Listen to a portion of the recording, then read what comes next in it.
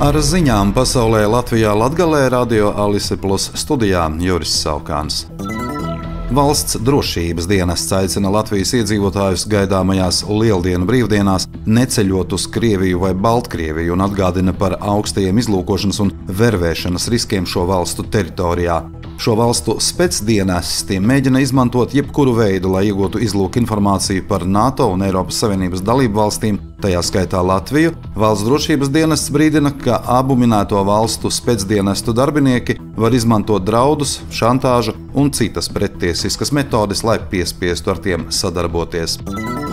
Krievija šodien atkal apšaudījusi Kijivu ar raķetēm, un tas ir trešais gaisa uzbrukums Ukrainas galvaspilsētai pēdējo 5 dienu laikā. Ukrainas raķešu triecienā okupētajā Krimā sestdien Krievijas lielais desanta kuģis Jamal guva kritiskus bojājumus, bet uzbrukumā tika bojāti arī Krievijas flotes lielais desanta kuģis Azov un izlūkošanas kuģis Ivan Hurs.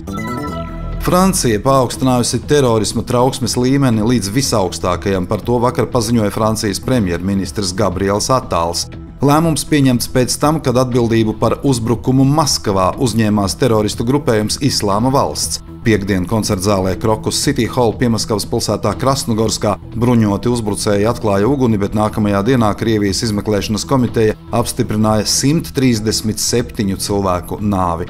Aizturēti 11 aizdomās turētie, tajā skaitā 4 terorakta izpildītāji.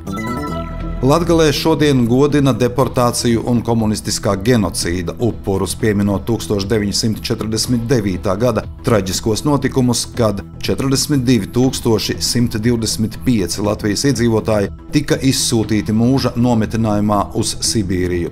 Šis represīvu vilnis nopietni skāra Latgali. No bijušā Ilūgstes un Daugavpils apriņķa deportēja vairākus tūkstošus cilvēku. Šo ceturtdienu Rēzeknes deputāti mēģinās ievēlēt domes priekšsēdētāja vietnieku. Par Rēzeknes mēru jau 7. martā deputāti ievēlēja Alekseju Stecu, kurš nomainīja šajā amatā atstādināto Aleksandru Bartaševiču. Par Stecu nobalsoja 8 no 12 sēdē klātesošiem deputātiem. Vakar pēcpusdienā Daugavpilī Krustpils ielas 5 stāvu dzīvojamās mājas 2. stāva dzīvokļa virtuvē dega sadzīves mantas 15 kvadrātmetru platībā, un ugunsdzēsējiem no piedūmotās ēkas nācās evakuēt 10 cilvēkus. Valsts policijas Latgales reģionālā nodaļa informē, ka no 20. līdz 24. martam Daugavpilī notikusi virkne zādzību no mājokļiem. Fiksēti vairāki šādi gadījumi, uzsākts krimināla process un notiek izmeklēšana.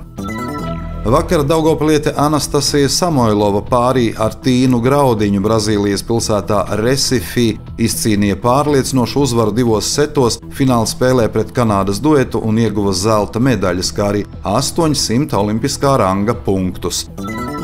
Savukārt daļslidotājs Denis Vasiljevs pasaules daļslidošanas čempionātā Monreālā izcīnīja 7. vietu. Latvijas šaha čempionāta finālā zēniem un meitenēm piedalījās 5 jaunie šahisti no Daugavpils, kuri pārstāvēja klubu Daugavpils šahs. Milana Gaļevska, Jegors Andrusevičs un Sofija Vasiljeva savās vecuma grupās izcīnīja 2. vietas. Šonedēļ, 31. martā, 3:00 naktī no sestdienas uz svētdienu, Latvijā gaidāma pāreja uz vasaras laiku, pulksteņa rādītājus pagriežot 1 stundu uz priekšu. Vasaras laiks Latvijā būs spēkā līdz oktobra pēdējai svētdienai, 27. oktobrim, kad pulksteņus pagriezīsim 1 stundu atpakaļ.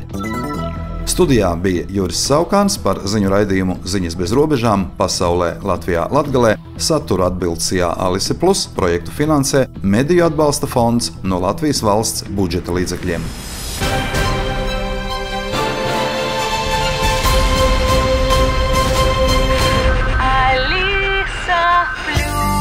Radio